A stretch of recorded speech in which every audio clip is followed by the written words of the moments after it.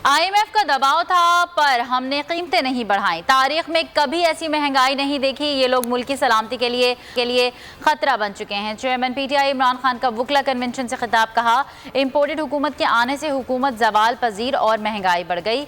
Moody's ने पाकिस्तान की ranking भी मनफी कर दी। कप्तान का हकीकी आज़ादी की तहरीक हर सूरत जारी रखने का ऐलान। बोले, राना सनाउल्लाह किसी कैसी कैद में करना चाहते हैं, जेलों में डालें या जो भी करें, ये तहरीक ख़त्म नहीं होगी।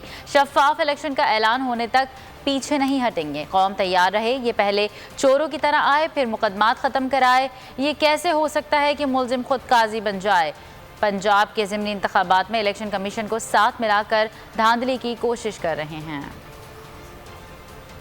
IMF ने हमें भी कहा कि कीमतें बढ़ाओ। हमने IMF के सामने खड़े हुए, हमने कीमतें नहीं बढ़ाई, हमने रोका। आप जरा हालात देखें। सबसे पहले तो महंगाई का देखें कि मैंने पाकिस्तान की तारीख में कभी ऐसी महंगाई नहीं देखी। हमारी रेटिंग जो इंटरनेशनल इदारे रेट करते हैं, मूडीज, वो माइनस में चली गई है, अनस्टेबल पे।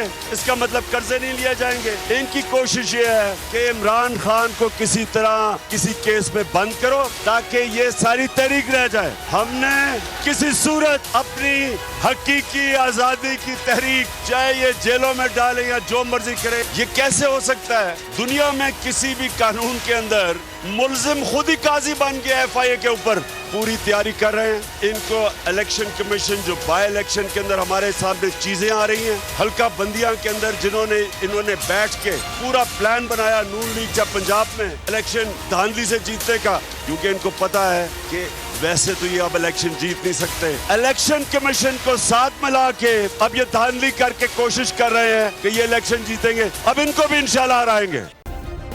सब्सक्राइब करें और बेल दबाएं ताकि कोई खबर रह न जाए।